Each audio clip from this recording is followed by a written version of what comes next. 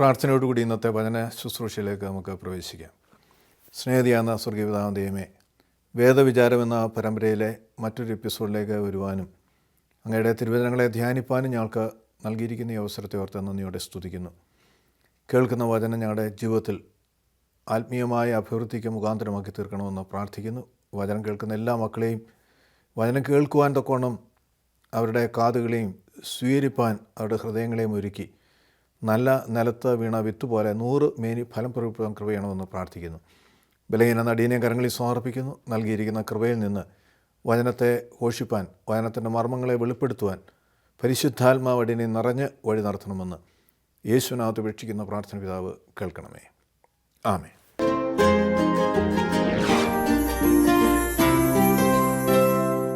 ഇന്ന് നമ്മുടെ ചിന്തയ്ക്കായി 2 ശമൂവേൽ 16-ാമത്തെ അധ്യായം 12-ാമത്തെ തിരുവചനം.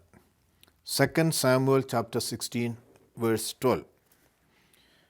പക്ഷേ യഹോവ എൻ്റെ സങ്കടം നോക്കി ഇന്നത്തെ ഇവൻ്റെ ശാപത്തിന് പകരം എനിക്ക് അനുഗ്രഹം നൽകും. ത്രിയേക ദൈവത്തിൻ്റെ തിരുനാമത്തിന് മഹത്വം ഉണ്ടാകട്ടെ. കർത്താവിൽ പ്രിയ സഹോദരങ്ങളെ, ദാവീദിൻ്റെ വാക്കുകളാണ് നാം ഇവിടെ വായിച്ചത്. ആരാണ് ദാവീദ്?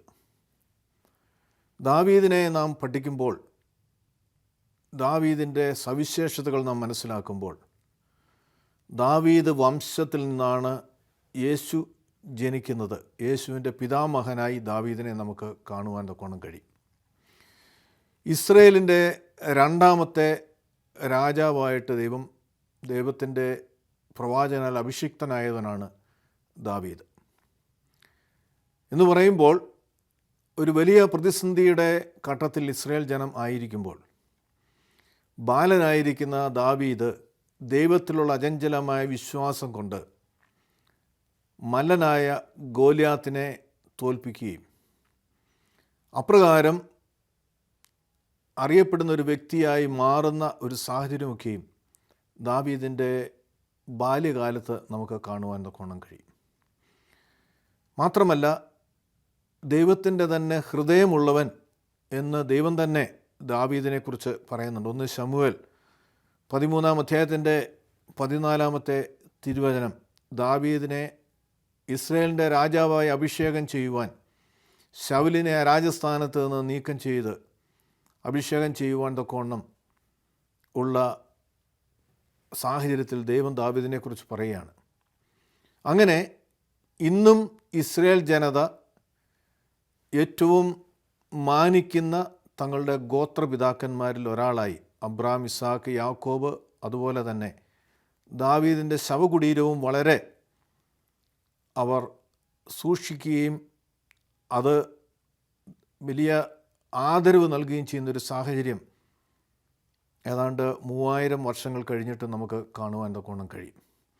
അങ്ങനെ ദാവീദ് ഇസ്രയേലിൻ്റെ ഒരു വലിയ രാജാവും ക്രൈസ്തവർക്ക് ദാവീദ് പുത്രൻ എന്ന് യേശു അറിയപ്പെടുവാൻ തക്കവണ്ണം ദാവീദിന് വലിയ സ്ഥാനവും നാം നൽകുമ്പോൾ, ദാവീദിൻ്റെ ജീവിതം നാം പരിശോധിക്കുമ്പോൾ അത് കയറ്റവും ഇറക്കവും എന്ന് പറഞ്ഞ പോലെ ദാവീദിനെ രാജാവായി അഭിഷേകം ചെയ്ത് രാജകൊട്ടാരത്തിലായിരിക്കുമ്പോൾ വലിയ പാപം ചെയ്യുന്ന സാഹചര്യവും, എന്നാൽ ദൈവസന്നിധി വലിയ പ്രാഗൽഭ്യമുണ്ടായിരുന്ന ദാവീദിനെയൊക്കെ നമുക്ക് കാണുവാൻ തക്കോണം കഴിയും.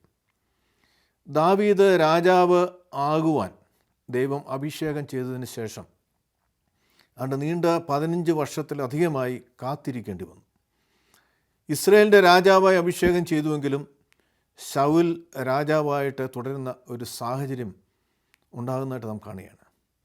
15 വർഷത്തിൽ ഏറെ ആ വലിയ പദവിയിലേക്ക് വരുവാൻ ക്ഷമയോടെ അവസരങ്ങൾ ലഭിച്ചിട്ടും ദൈവം പ്രവർത്തിക്കുവാൻ തക്കോണം കാത്തിരിക്കുന്ന ദാവീദിനെ നമുക്ക് കാണുവാൻ തക്കോണം കഴിയും.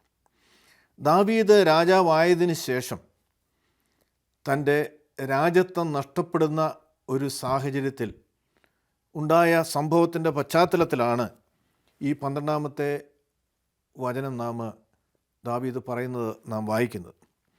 പക്ഷേ യഹോവ എൻ്റെ സങ്കടം നോക്കി ഇന്നത്തെ ഇവൻ്റെ ശാപത്തിന് പകരം എനിക്ക് അനുഗ്രഹം നൽകും. രാജാവായി മുമ്പോട്ട് പോകുന്ന ദാവീദിന് രാജത്വം നഷ്ടപ്പെടുന്ന, രാജപദവി നഷ്ടപ്പെടുന്ന, രാജകൊട്ടാരത്തിൽ നിന്ന് ഓടി ഒളിക്കുവാൻ ഉള്ള ഒരു സാഹചര്യം ഉണ്ടാകുന്നതായിട്ട് നാം ഈ തിരുവചനം വായിക്കുമ്പോൾ നമുക്ക് കാണുവാൻ തൊക്കണം കഴിയും. 15-ാം അധ്യായത്തിലേക്ക് നാം വരുമ്പോൾ ദാവീദിൻ്റെ മകനായ അബ്ശാലോം ചതുവിൽ ഇസ്രയേലിൻ്റെ രാജാവാകുകയാണ്. ഇസ്രയേലിലെ ജനതയൊക്കെയും വശീകരിച്ച് അവൻ രാജ്യത്വം പ്രഖ്യാപിച്ചുകൊണ്ട് ദാവീദ് യെരുശലേമിൽ നിന്ന് പലായനം ചെയ്യുന്ന ഒരു സാഹചര്യം സൃഷ്ടിക്കപ്പെടുന്നതായിട്ട് നമുക്ക് കാണുവാൻ തൊക്കണം കഴിയും.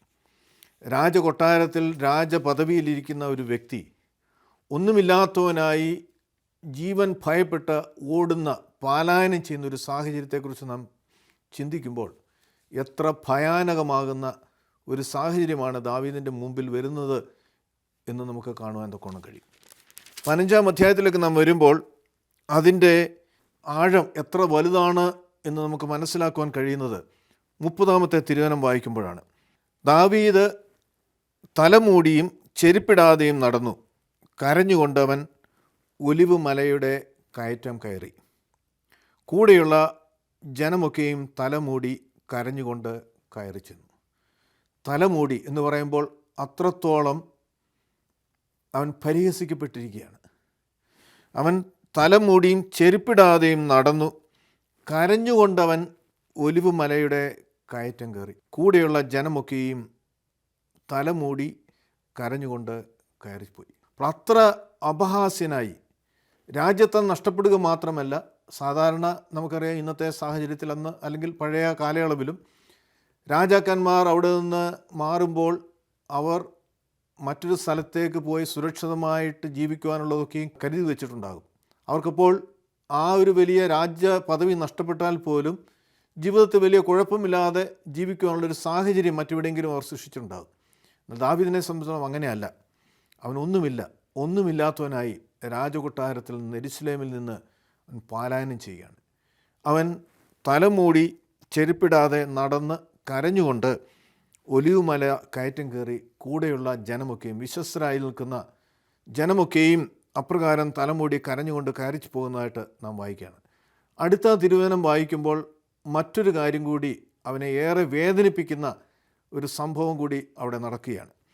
അബ്ശാലോമിനോട് കൂടെയുള്ള ഗൂഢാലോചനക്കാരിൽ അഹിതോഫേലും ഉണ്ടെന്ന് ദാവീദിന് അറിവ് കിട്ടിയപ്പോൾ യഹോവേ, അഹിതോഫേലിൻ്റെ ആലോചനയെ പോഷത്വമാക്കണമേ എന്ന് പ്രാർത്ഥിച്ചു. അപ്പോൾ ഇവിടെ നാം ഒരു വ്യക്തിയെക്കുറിച്ച് കേൾക്കുകയാണ്, അഹിതോഫൽ. ദാവീദിൻ്റെ രാജ്യത്തിൽ ദാവീദിന് കൗൺസിൽ ആയിട്ട് അല്ലെങ്കിൽ ഉപദേശകനായി ഏറ്റവും വിശ്വസ്തനായി തൻ്റെ മക്കളെക്കാൾ ഉപരിയായി ദാവീദ് സ്നേഹിച്ചിരുന്ന ഒരു വ്യക്തിയാണ് അഹിതോഫൽ. അപ്പോൾ അഹിതോഫൽ എന്ത് ചെയ്തു? ഈ ദാവീദിൻ്റെ രാജ്യത്വം നഷ്ടപ്പെട്ട് കഴിയുമ്പോൾ അബ്ശാലോം, ദാവീദിൻ്റെ മകൻ, രാജാവായി ഭരണമേറ്റെടുക്കുവാൻ കടന്നു വന്നപ്പോൾ കൂറുമാറി അബ്ശാലോമിനോട് ചേരുകയാണ്. അത് ദാവീദിന് ഏറെ ഭാരമുണ്ടാക്കുന്നൊരു സാഹചര്യം അവിടെ സൃഷ്ടിക്കുകയാണ്. കാരണം അവൻ്റെ ഉപദേശകൻ, അവൻ്റെ ഏറ്റവും നല്ല സുഹൃത്ത്, അവൻ്റെ എല്ലാമായിരുന്ന ഉറ്റ സഹപാഠിയായിരുന്ന ഈ വ്യക്തിയാണ് അഹിതോഫൽ. അവൻ അബ്ശാലോമിനോടൊപ്പമായി തീർന്ന് ദാവീദിന് സഹിക്കുവാൻ കഴിയാത്ത കാര്യമാണ്. കാരണം അന്നത്തെ കാലയളവിൽ അഹിതോഫൽ പറയുന്നതൊക്കെയും ദൈവം പറയുന്നതിന് തുല്യമായി അന്ന് കണ്ടിരുന്നു. ദൈവത്തിൻ്റെ ആജ്ഞയെ അവർ കണ്ടിരുന്നു. അവട്ടം ഏറ്റവും ജ്ഞാനിയായൊരു വ്യക്തിയായിരുന്നു ഈ മനുഷ്യൻ. അതുകൊണ്ട് നാം തിരുവചനത്തിലേക്ക് വരുമ്പോൾ ദാവീദിൻ്റെ ഒരു സങ്കീർത്തനം തന്നെ ആ സാഹചര്യത്തിൽ ദാവീദ് രചിക്കുന്നുണ്ട്. 55-ാം സങ്കീർത്തനം ഇപ്രകാരമുള്ളൊരു സാഹചര്യത്തിൽ ദാവീദ് രചിച്ചതാണ്. 55-ാം സങ്കീർത്തനത്തിൽ ദാവീദിൻ്റെ പ്രാർത്ഥന നാം വായിക്കുന്നു. ദൈവമേ, എൻ്റെ പ്രാർത്ഥന ശ്രദ്ധിക്കണമേ, എൻ്റെ യാചനയ്ക്ക് മറഞ്ഞിരിക്കരുത്, എന്നെ ശ്രദ്ധിക്കണമേ, എനിക്ക് ഉത്തരമരുളണമേ. ഞാൻ എൻ്റെ സങ്കടത്തിൽ നിലവിളിക്കുന്നു. ശത്രുവിൻ്റെ ആരവം നിമിത്തവും ദുഷ്ടൻ്റെ പീഡനം നിമിത്തവും തന്നെ അവർ എൻ്റെ മേൽ നീതികേട് ചുമത്തുന്നു, കോപത്തോടെ എന്നെ ഉപദ്രവിക്കുന്നു. എൻ്റെ ഹൃദയം എൻ്റെ ഉള്ളിൽ വേദനപ്പെട്ടിരിക്കുന്നു, മരണഭീതിയും എൻ്റെ മേൽ വീണിരിക്കുന്നു. ഭയവും വിറയലും എന്നെ പിടിച്ചിരിക്കുന്നു. പരിഭ്രമം എന്നെ മൂടിയിരിക്കുന്നു. പ്രാവിനുള്ളതുപോലെ എനിക്ക് ചിറകുണ്ടായിരുന്നുവെങ്കിൽ എന്നാൽ ഞാൻ പറന്നുപോയി വിശ്രമിക്കുമായിരുന്നു എന്ന് ഞാൻ പറഞ്ഞു. താഴോട്ട് നാം വരുമ്പോൾ 12 മുതലുള്ള തിരുവചനം, എന്നെ നിന്ദിച്ചത് ഒരു ശത്രുവല്ല, അങ്ങനെയെങ്കിൽ ഞാൻ സഹിക്കുമായിരുന്നു. എനിക്കെതിരെ വൻപ് പറഞ്ഞത് എന്നെ വെറുക്കുന്നവനല്ല, അങ്ങനെയെങ്കിൽ ഞാൻ മറഞ്ഞുകൊള്ളുമായിരുന്നു. നീയോ എന്നോട് സമനായ മനുഷ്യനും എൻ്റെ സഖിയും എൻ്റെ പ്രാണസ്നേഹിതനുമായിരുന്നു. നാം തമ്മിൽ മധുര സമ്പർക്കം ചെയ്ത് ജനക്കൂട്ടവുമായി ദേവാലയത്തിലേക്ക് പോയല്ലോ. മരണം പെട്ടെന്നവരെ പിടിക്കട്ടെ, അവൻ ജീവനോടെ പാതാളത്തിലേക്ക് ഇറങ്ങട്ടെ. ദുഷ്ടത അവരുടെ വാസസ്ഥലത്തും അവരുടെ ഉള്ളിലും ഉണ്ട്. അപ്പോൾ ദാവീദ് പറയുകയാണ്, അവൻ എൻ്റെ സഖിയും എൻ്റെ പ്രാണസ്നേഹിതനുമായിരുന്നു. നാം തമ്മിൽ മധുര സമ്പർക്കം ചെയ്ത് ജനക്കൂട്ടവുമായി ദേവാലയത്തിലേക്ക് പോയല്ലോ. അപ്പോൾ അത്ര ആത്മബന്ധമുണ്ടായിരുന്ന ഒരു വ്യക്തിയായിരുന്നു അഹിതോഫൽ. ഈ അഹിതോഫലാണ് കൂറുതിരിഞ്ഞ് അബ്ശാലോമിനോട് ചേർന്ന് ദാവീദിനെതിരായിട്ട് പ്രവർത്തിക്കുവാൻ തക്കവണ്ണം തുടങ്ങിയത്. അത് ദാവീദിന് സഹിക്കാവുന്നതിനപ്പുറമായിരുന്നു എന്ന് നാം ഈ സങ്കീർത്തനം വായിക്കുമ്പോൾ നമുക്ക് കാണുവാൻ തക്കവണ്ണം കഴിയും. അപ്പോൾ ദാവീദ് എന്താണ് ചെയ്യുന്നത്? ദാവീദിനൊരു വിശ്വാസമുണ്ട്. അവനെ വിളിച്ചതും വേർതിരിച്ചതും രാജപദവിയിലെത്തിച്ചതും ദൈവമാണ്. ആ ദൈവമാണ് അവന് വേണ്ടി പ്രവർത്തിക്കേണ്ടത്. ദാവീദ് പ്രാർത്ഥിക്കുകയാണ്, യഹോവേ, അഹിതോഫേലിൻ്റെ ആലോചനയെ പോഷത്വമാക്കണമേ എന്ന് പ്രാർത്ഥിച്ചു. അപ്പോൾ പിന്നീടുള്ള ആലോചനകൾ അബ്ശാലോമിന് നൽകുന്നത് അഹിതോഫേലാണ്. അപ്പോൾ അവൻ്റെ ആലോചനയെ പോഷത്വമാക്കി മാറ്റണമേ എന്നവൻ പ്രാർത്ഥിക്കുകയാണ്. അതിന് ഫലം കാണുന്നതായിട്ട് താഴോട്ട് വരുമ്പോൾ നമുക്ക് കാണുവാൻ തക്കോണം കഴിയും. തുടർന്ന് താഴോട്ട് നാം വരുമ്പോൾ 16 അധ്യായത്തിൻ്റെ 5 മുതലുള്ള വാക്യം, ദാവീദ് രാജാവ് ബഹൂരീമിൽ എത്തിയപ്പോൾ ശൗലിൻ്റെ കുലത്തിലെ ഗേരയുടെ മകനായ ശിമെയി എന്ന് പേരുള്ള ഒരുവൻ അവിടെ നിന്ന് പുറപ്പെട്ടു ശപിച്ചുകൊണ്ട് വരുന്നത് കണ്ടു. അവൻ ദാവീദിനെയും രാജഭൃത്യന്മാരെയും ഒക്കെയും കല്ലുവാരി എറിഞ്ഞു. ജനവും വീരന്മാരും എല്ലാം ഇടത്തും വലതുമായി നടക്കുകയായിരുന്നു. അപ്പോൾ ശൗലിൻ്റെ കുലത്തിൽപ്പെട്ട ഒരു വ്യക്തി ശമയി ദാവീദിനെ ശപിച്ചുകൊണ്ട് വരികയാണ്. രാജ്യത്വം നഷ്ടപ്പെട്ട് ഏറെ ദുഃഖിതനായി ഏറ്റവും പ്രിയപ്പെട്ട അവൻ്റെ സ്നേഹിതൻ അവനെതിരെ നിൽക്കുന്നത് കണ്ട് ഏറ്റവും മനോവ്യസനത്തോടുകൂടി തല മൂടിയും ചെരുപ്പിടാതെയും കയറിപ്പോകുന്ന ദാവീദിനെ എതിരെ പരിഹസിച്ചുകൊണ്ട് അവിടെ നാം വായിക്കുകയാണ്, കല്ലുവാരി എറിഞ്ഞ് കല്ലും എറിഞ്ഞുകൊണ്ട് ഒരു വ്യക്തി കടന്നു വരികയാണ്, ശമയി. അപ്പോൾ കൂടെയുള്ളവരൊക്കെയും പറഞ്ഞു, ഇവനെ ഞങ്ങൾക്ക് വേണമെങ്കിൽ ഇവൻ്റെ ജീവൻ ഞങ്ങൾക്ക് എടുക്കാം. നീ രാജാവായിരിക്കെ നിന്നെ ശപിക്കുവാൻ തക്കോണം ഇവൻ ആരെ എന്നൊക്കെയും പറയുമ്പോൾ ദാവീദ് അത് ചെയ്യരുത് എന്നവരോട് പറയുകയാണ്. അവൻ പറയുകയാണ്, യഹോവ എൻ്റെ സങ്കടം നോക്കി ഇന്നത്തെ ഇവൻ്റെ ശാപത്തിന് പകരം എനിക്ക് അനുഗ്രഹം നൽകും. അപ്പോൾ ദാവീദിന് ഒരു വലിയ ബോധ്യമുണ്ട്. ദൈവവുമായിട്ടുള്ള ആ വലിയ ബന്ധം, ദൈവം അവൻ്റെ ജീവിതത്തിൽ ഒന്നും അറിയാതെ ദൈവം ഒന്നും ചെയ്യുകയില്ലെന്നുള്ളൊരു വലിയ വിശ്വാസമാണ്. ആ പ്രയാസത്തിലും അവനെതിരെ പ്രവർത്തിക്കുവാൻ തുനിയാതെ ആ ശാപത്തെ അനുഗ്രഹമാക്കുവാൻ ദൈവത്തിന് കഴിയുമെന്ന് ദാവീദ് വിശ്വസിക്കുകയും അത് കൂടെയുള്ളവരെ പറഞ്ഞ് ഉറപ്പിക്കുകയും ചെയ്യുന്നത് നമുക്ക് കാണുവാൻ തക്കോണം കഴിയും. കർത്താവിൽ പ്രിയ സഹോദരങ്ങളെ, നമ്മുടെയൊക്കെ ആത്മീയ ജീവിതത്തിൽ ഇങ്ങനെയുള്ള സാഹചര്യങ്ങൾ ഒരുപക്ഷെ ഉണ്ടായേക്കാം. നമ്മോടൊപ്പം നമ്മെ സ്നേഹിക്കുന്ന നമ്മുടെ പ്രിയപ്പെട്ട പലരും നമ്മെ തെറ്റിദ്ധരിക്കുകയും ചെയ്യാത്ത കുറ്റത്തിന് നമ്മെ അവഹേളിക്കുകയും അല്ലെങ്കിൽ കുറ്റം വിധിക്കുകയും ചെയ്യുന്ന സാഹചര്യങ്ങളൊക്കെയും ഒരുപക്ഷെ നമ്മുടെ ജീവിതത്തിലുണ്ടാകാം. പക്ഷെ നമ്മുടെ ബലം നമ്മുടെ കർത്താവായിരിക്കണം.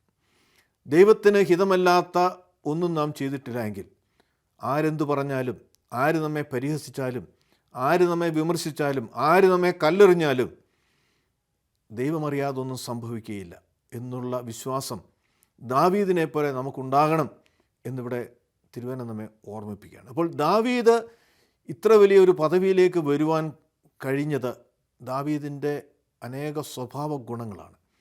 ഏറെ പ്രതിസന്ധി ഘട്ടങ്ങളിലും ആരെയും പഴിചാരാതെ, എൻ്റെ ദൈവം അറിയാതെ ഇതൊന്നും സംഭവിക്കുകയില്ല, ഇവൻ ശപിച്ചാൽ ആ ശാപത്തെ അനുഗ്രഹമാക്കി മാറ്റുവാൻ എൻ്റെ ദൈവത്തിന് സാധ്യമാണ് എന്നുള്ള അചഞ്ചലമായ വിശ്വാസമാണ് ദാവീദിനെ അപ്രകാരം ദൈവസന്നിധിയിൽ വലിയവനാക്കി വളർത്തുവാൻ തക്കോണം മുഖാന്തരമായിത്തീരുന്നു. ദാവീദിൻ്റെ സങ്കീർത്തനമൊക്കെയും നാം വായിക്കുമ്പോൾ ഇത് നമുക്ക് മനസ്സിലാക്കുവാൻ തക്കോണം കഴിയും. ദൈവവുമായിട്ടുള്ള അവൻ്റെ ബന്ധം എത്ര വലുതായിരുന്നു. അവൻ ജീവിതത്തിൽ തെറ്റുകൾ വന്നിട്ടുണ്ട്, കുറവുകൾ വന്നിട്ടുണ്ട്.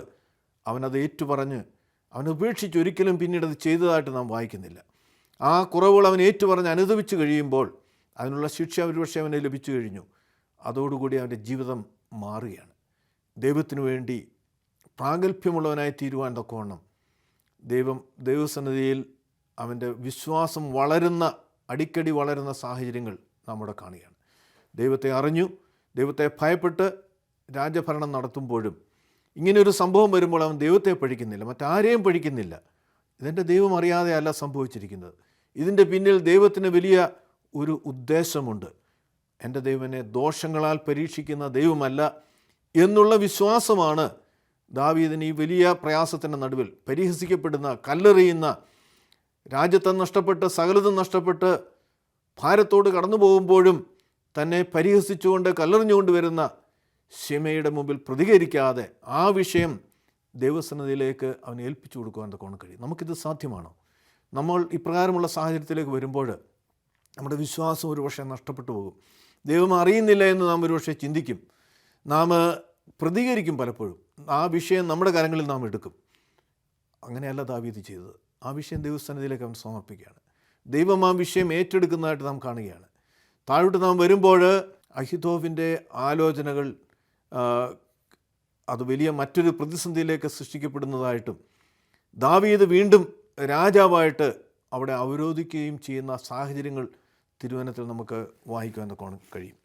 നാം റോമർക്കെഴുതിയ ലേഖനം 8-ാം അധ്യായത്തിൻ്റെ 28-ാമത്തെ തിരുവചനത്തിലേക്ക് വരുമ്പോൾ തിരുവചനം നമ്മെ ഇപ്രകാരം പഠിപ്പിക്കുന്നുണ്ട്.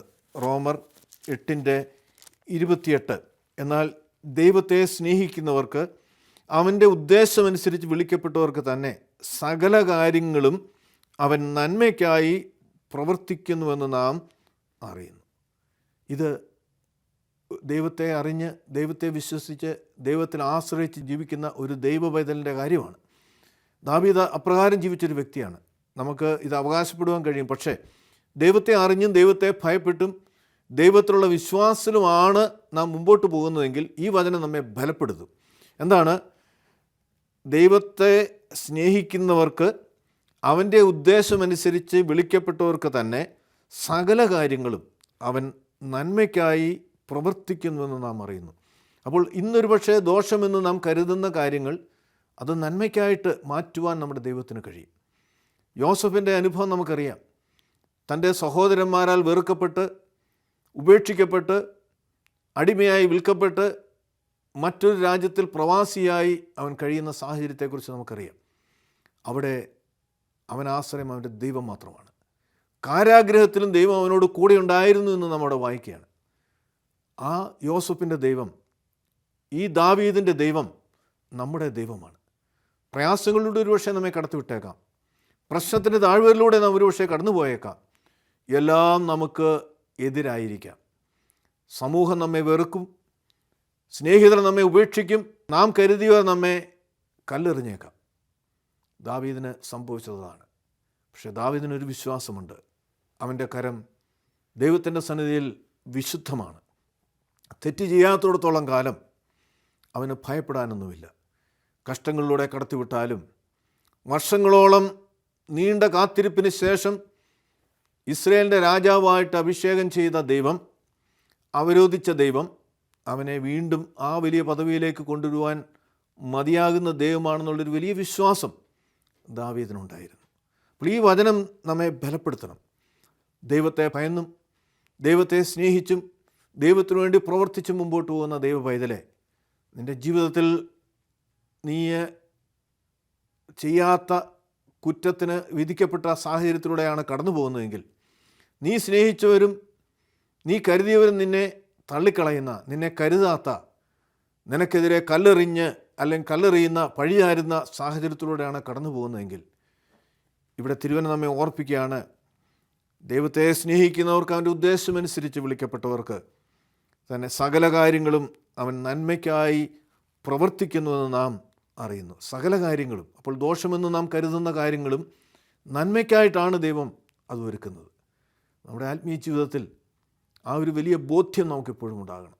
മറ്റുള്ളവർ പക്ഷേ നമുക്കെതിരായി, സാഹചര്യങ്ങളെതിരായി, നാം ഒറ്റപ്പെട്ടവരായി, നാം ചെയ്തതിനൊന്നും പ്രതിഫലം നൽകുക മാത്രമല്ല നമുക്കെതിരായിട്ട് പ്രവർത്തിക്കുന്ന സാഹചര്യമാണെങ്കിൽ പോലും നമ്മെ അറിയുന്ന, ഉള്ളമൺ നാം അറിയുന്ന ഒരു ദൈവത്തിൻ്റെ സന്നിധിയിലാണ് നാം നിൽക്കുന്നത്. ആ ദൈവം നമ്മെ ദോഷങ്ങളാൽ പരീക്ഷിക്കുന്ന ദൈവമല്ല എന്ന് തിരുവചനം നമ്മെ ഓർപ്പിക്കുകയാണ്. ഈ വലിയ വിശ്വാസമാണ് ദാവീദിനുണ്ടായിരുന്നത്. എല്ലാം നഷ്ടപ്പെട്ടിട്ടും, തൻ്റെ മകൻ തനിക്കെതിരായിട്ട് രാജ്യം പിടിച്ചെടുത്തിട്ടും, എല്ലാവരാലും ഉപേക്ഷിക്കപ്പെട്ടിട്ടും, ഒരു രാജ്യത്ത് ഉണ്ടായിരുന്ന ഒരു മനുഷ്യൻ ശമീ ദാവീദിനെ ശപിക്കുകയും കല്ലെറിയുകയും ചെയ്യുമ്പോഴും വളരെ ക്ഷമയോടെ, സഹിഷ്ണുതയോടെ അവൻ അത് നന്മയ്ക്കാണ് എന്ന് പറയുന്ന തിരുവചനമാണ് നാം വായിച്ചത്. 2 ശമൂവേൽ 16-ാം അധ്യായത്തിൻ്റെ 12-ാം വാക്യം, പക്ഷേ യഹോവ എൻ്റെ സങ്കടം നോക്കി ഇന്നത്തെ ഇവൻ്റെ ശാപത്തിന് പകരം എനിക്ക് അനുഗ്രഹം നൽകും. എത്രയോ ശുഭാപ്തി വിശ്വാസത്തോടു കൂടിയാണ് ഇവൻ ഈ വാക്ക് പറയുന്നത്. ദൈവത്തിലുള്ള അചഞ്ചലമായ വിശ്വാസം ദാവീദിന് എത്രത്തോളം ഉണ്ട് എന്ന് നമുക്ക് മനസ്സിലാക്കേണ്ടി കഴിയും. കാരണം അവനായിരിക്കുന്ന സാഹചര്യത്തെക്കുറിച്ച് നാം ഒന്ന് പരിശോധിക്കുക. രാജ്യം നഷ്ടപ്പെടുക മാത്രമല്ല, ജീവിതത്തിലൊന്നുമില്ല. ഭയത്തോടുകൂടി ഓടുകയാണ്. 15-ാം അധ്യായത്തിലേക്ക് നാം വരുമ്പോൾ അതിൻ്റെ 12-ാമത്തെ വാക്യത്തിൽ നാം വായിക്കുന്നുണ്ട്, ദാവീദ് യെരൂശലേമിൽ നിന്ന് പലായനം ചെയ്യുന്നു. ജീവൻ ഭയപ്പെട്ടുകൊണ്ട് അവൻ ഓടുകയാണ്. അവൻ 10 വെപ്പാട്ടിമാരെ മാത്രം രാജകൊട്ടാരത്തിലാക്കിയിട്ട് സകലതുമായി അവൻ ഓടുകയാണ്. ജീവനെ ഭയപ്പെട്ടുകൊണ്ട് അവന് ഓടി ഒളിക്കുവാൻ ഒരു സ്ഥലമില്ല, അവന് പാർക്കുവാനൊരു സ്ഥലമില്ല, ആരും അഭയം തരാത്തൊരു സാഹചര്യം, സകലം നഷ്ടപ്പെട്ടിരിക്കുന്നൊരു സാഹചര്യം. ഈ സാഹചര്യത്തിൻ്റെ നടുവിലാണ് അവൻ ഏറ്റവും അധികം സ്നേഹിച്ചിരുന്ന, അവൻ ഉപദേഷ്ടാവായിരുന്ന അഹിത്തോഫൽ അവനെതിരായിട്ട് തിരിയുന്നത്. അത് അവനെ ഏറെ ദുഃഖിപ്പിക്കുകയാണ്. നാം 55-ാം സങ്കീർത്തനം വായിക്കുമ്പോൾ ആ ദുഃഖത്തിൻ്റെ അഗാധം എത്രത്തോളം ഉണ്ട് എന്ന് നമുക്ക് മനസ്സിലാക്കുവാൻ കഴിയും. തുടർന്ന് മുമ്പോട്ട് പോകുമ്പോൾ ശിമെയി എന്ന ശൗലിൻ്റെ കുലത്തിലെ ഒരു വ്യക്തി, സാധാരണക്കാരനാണ്, അവൻ ശപിക്കുകയാണ്. ശപിച്ചുകൊണ്ട് ദാവീദിനെതിരെ കടന്നു വരിക മാത്രമല്ല, കല്ലുവാരി എറിയുന്നതായിട്ട് നാം കാണുകയാണ്. താഴെ നാം വീണ്ടും വായിക്കുന്നുണ്ട് 10-ാമത്തെ തിരുവചനം, അതിന് രാജാവ്, സെയ്യൂരിൻ്റെ പുത്രന്മാരെ, എനിക്കും നിനക്കും തമ്മിൽ എന്ത്? അവൻ ശപിക്കട്ടെ, ദാവീദിനെ ശപിക്കുക എന്ന് യഹോവ അവനോട് കൽപ്പിച്ചിരിക്കുന്നു. പിന്നെ നീ ഇങ്ങനെ ചെയ്യുന്നത് എന്തെന്ന് ആര് ചോദിക്കും? അപ്പോൾ ദൈവം സമ്മതിച്ചിട്ടാണ്, ദൈവത്തിൻ്റെ അറിവോടുകൂടിയാണ്, ദൈവമാണ് ഇങ്ങനൊരു സാഹചര്യം ഉണ്ടാക്കിയിരിക്കുന്നതെന്ന് ദാവീദിന് നന്നായിട്ടറിയാം. പക്ഷേ ഈ സാഹചര്യത്തെ മാറ്റി, ഈ പ്രയാസത്തിൻ്റെ സാഹചര്യത്തെ മാറ്റി നന്മയിലേക്ക് നയിക്കുവാൻ ദൈവത്തിന് സാധ്യമാകുമെന്നുള്ള അചഞ്ചലമായ വിശ്വാസം ആണ് ദാവീദിനുണ്ടായിരുന്നത്. ദാവീദിൻ്റെ വിശ്വാസം എന്ന് പറയുമ്പോൾ അവൻ്റെ ചെറുപ്പകാലം മുതൽ ദൈവവുമായിട്ടുള്ള ബന്ധത്തിലൂടെ ഉണ്ടായ വിശ്വാസമാണ്. ആട്ടിടയനായിരിക്കുമ്പോൾ തന്നെ അവൻ പറയുന്നുണ്ട്, കരടിയുടെയും സിംഹത്തിൻ്റെയും വായിൽ നിന്ന് രക്ഷിച്ച ദൈവം. അത് പറഞ്ഞുകൊണ്ടാണ് മല്ലനായ ഗോലിയാത്തിനെതിരെ അവൻ കടന്നു പോകുന്നത്. ആയുധമൊന്നും അവൻ്റെ കയ്യിലില്ല, വെറും ബാലനായിരിക്കെ ഒരു കവചവുമില്ലാതെ ദൈവത്തെയാണ് നിന്ദിക്കുന്നത്. ഇസ്രായേലിനെതിരെ വെല്ലുവിളിക്കുമ്പോൾ ഇസ്രായേലിൻ്റെ ദൈവമാകുന്ന യഹോവയാണ് നിന്ദിക്കുന്നതെന്ന് പറഞ്ഞുകൊണ്ടാണ് മുമ്പോട്ട് പോകുന്നത്. ആ ദൈവത്തിലുള്ള വിശ്വാസമാണ് മലനായ ഗോലിയാത്തിനെ അവന് കൊല്ലുവാൻ തക്കോണം സാധ്യമാകുന്നത്. അങ്ങനെ ചെറുപ്പം മുതൽ ദൈവത്തിലുള്ള അചഞ്ചലമായ വിശ്വാസവും ആ വലിയ ബന്ധവും അവനെ ദൈവകൃപയെ വളർത്തുകയാണ്. ജീവിതത്തിൽ തെറ്റുകൾ വന്നപ്പോൾ തെറ്റുകളെക്കുറിച്ച് അവൻ ഓർത്തനുദപിച്ച് അവൻ ദൈവസന്നിധിയിൽ പ്രാർത്ഥിക്കുന്ന, ഉപവസിക്കുന്ന സാഹചര്യം 51-ാം സങ്കീർത്തനത്തിൽ നമുക്ക് കാണുവാൻ തക്കോണം കഴിയും. അവൻ ദൈവമേ എന്ന് പറഞ്ഞുകൊണ്ട് അവൻ്റെ പാപം അവൻ ദൈവസന്നിധിയിൽ സമർപ്പിച്ചുകൊണ്ട് അവൻ വിലപിക്കുന്ന സങ്കീർത്തനം, അനുതാപത്തോടുകൂടി അവൻ പ്രാർത്ഥിക്കുന്ന സങ്കീർത്തനമാണ് 51-ാം സങ്കീർത്തനം. പിന്നീട് അവനൊരിക്കലും ആ തെറ്റുകളിലേക്ക് അവൻ പോകുന്നില്ല. ദൈവത്തിനു വേണ്ടി നിൽക്കുന്ന ദാവീദിനെ നമുക്ക് കാണുവാൻ തക്കോണം. ദൈവത്തിനു വേണ്ടി ഏറ്റവും മനോഹരമായൊരു ദേവാലയം പണിയുവാൻ, ദൈവം വസിക്കുന്നത് അപ്രകാരം ഒരു സ്ഥലത്തായിരിക്കണം എന്നുള്ള വലിയ ഉദ്ദേശത്തോടു കൂടി അനാവശ്യമാകുന്ന കാര്യങ്ങളൊക്കെയും ഒരുക്കുന്ന ദാവീദിനെ പിൽക്കാലങ്ങളിൽ നമുക്ക് കാണുവാൻ തക്കോണം കഴിയും. ദാവീദിന് അതിന് ദൈവം അനുവദിച്ചില്ലെങ്കിലും ദാവീദിൻ്റെ മകനായ ശലോമോനിലൂടെ വിശ്വപ്രസിദ്ധമായ ആ വലിയ മനോഹരമായ ദേവാലയം പണിയുവാൻ ദൈവം സഹായിക്കുകയാണ്. കാരണം ദൈവവുമായിട്ടുള്ള വലിയ ബന്ധം, പ്രശ്നത്തിൻ്റെ താഴ്വരകളിൽ, പ്രയാസത്തിൻ്റെ താഴ്വരകളിൽ ദൈവത്തെ മറന്ന്, ദൈവത്തെ ശപിച്ച്, അല്ലെ ദൈവത്തെ പഴിയാരി, മറ്റുള്ളവരെ പഴിയാരി പോവുകയല്ല. നമ്മുടെ ആത്മീയ ജീവിതത്തിൽ പ്രശ്നങ്ങൾ ഒരുപക്ഷെ കടന്നു വന്നേക്കാം. ആ പ്രശ്നത്തിൻ്റെ താഴ്വരകളിലും നമ്മെ വഴി നടത്തുന്ന, നമ്മെ അറിയുന്ന ദൈവം അത് നന്മയിലേക്ക്, നാം ചെയ്യാത്ത തെറ്റിന് നമ്മെ ശിക്ഷിക്കുമ്പോൾ, നമ്മെ പരിഹസിക്കുമ്പോൾ, നമുക്കെതിരെ കല്ലെറിയുമ്പോൾ ദാവീദിനെ പോലെ പ്രതികരിക്കാതെ ആ വിഷയം ദൈവസന്നിധിയിലേക്ക് വിട്ടുകൊടുക്കുവാൻ തക്കോണം നമുക്ക് കഴിയുമ്പോഴാണ് അത് അനുഗ്രഹത്തിലേക്ക് നമ്മെ വഴി നടത്തുവാൻ തക്കോണം കഴിയുന്നതെന്ന് നമുക്ക് ഇവിടെ കാണുവാൻ തക്കോണം കഴിയും. 12-ാമത്തെ വാക്യം, പിന്നെ ദാവീദ് അബീശായിയോടും തൻ്റെ സകല ഭൃത്യന്മാരോടും പറഞ്ഞത്, ഇതാ എന്നിൽ നിന്ന് ജനിച്ച എൻ്റെ മകൻ എനിക്ക് പ്രാണഹാരി വരുത്തുവാൻ നോക്കുന്നുവെങ്കിൽ ഈ ബെന്യാമിനിൻ എന്ത് ചെയ്യുന്നത് ആശ്ചര്യം, അവനെ വിടുവിൻ, അവൻ ശപിക്കട്ടെ, യഹോവ അവനോട് കൽപ്പിച്ചിരിക്കുന്നു. എന്നിട്ട് 13 വാക്യം, ഇങ്ങനെ ദാവീദും അവൻ്റെ ആളുകളും വഴി നടന്നു പോകുമ്പോൾ ശിമെയും മലഞ്ചെരിവിൽ കൂടി അടുത്തു നടന്നു. അവൻ നടന്ന് ശപിക്കുകയും കല്ലും പൂഴിയും വാരി അവനെ എറിയുകയും ചെയ്തു. രാജാവും കൂടെയുള്ള സകല ജനവും ക്ഷീണിച്ചവരായി യോർദാനിലെത്തി അവിടെ ആശ്വസിച്ചു. അപ്പോൾ ഇപ്രകാരമുള്ളൊരു സാഹചര്യത്തിലും പ്രതികരിക്കാതെ ആ വിഷയം ദൈവത്തിൻ്റെ സന്നിധിയിൽ വിട്ടുകൊടുത്തു. ദൈവം അറിയാതെ എൻ്റെ ജീവിതത്തിൽ ഇത് സംഭവിക്കുന്നില്ല, ദൈവത്തിൻ്റെ അനുവാദത്തോടു കൂടിയാണ് ഇവൻ എന്നെ ശപിക്കുന്നത്, ഇവൻ എന്നെ ദ്രോഹിക്കുന്നത് എന്ന് പറഞ്ഞുകൊണ്ട് കൂടെയുള്ളവരെ പോലും അതിനെ പ്രേരിപ്പിക്കാതെ അവൻ കടന്നു പോകുന്നതായിട്ട് നാം കാണുകയാണ്. അവൻ കടന്നുപോയി, നാം വാണ് യോർദാനിലെത്തി അവിടെ ആശ്വസിച്ചു. തുടർന്നുള്ള തിരുവനന്തപുരത്തിലേക്ക് നാം വരുമ്പോൾ വീണ്ടും രാജപദവിയിലേക്ക് ദാവീദ് വരുന്ന വലിയ സംഭവങ്ങൾ നമുക്ക് വായിക്കുവാൻ തക്കോണം കഴിയും. കർത്താവിൽ പ്രിയ സഹോദരങ്ങളെ, നമ്മുടെ ആത്മീയ ജീവിതത്തിൽ ദാവീദ് നമ്മുടെ ജീവിതത്തിൻ്റെ മാതൃകയാകട്ടെ. ദാവീദിനെ പോലെ പ്രശ്നങ്ങളുടെ താഴ്വരകളിലും ദൈവത്തിൽ അചഞ്ചലമായി വിശ്വസിച്ചുകൊണ്ട്, ദൈവമറിയാതെ എൻ്റെ ജീവിതത്തിലൊന്നും സംഭവിക്കുകയില്ല എന്ന് വിശ്വസിച്ചുകൊണ്ട് മുമ്പോട്ട് പോകാൻ ദൈവത്തിൻ്റെ പരിശുദ്ധാത്മാവ് നമ്മെ സഹായിക്കട്ടെ. അതിനായിട്ട് നമുക്ക് പ്രാർത്ഥിക്കാം. ദൈവം നമ്മെ അനുഗ്രഹിക്കട്ടെ.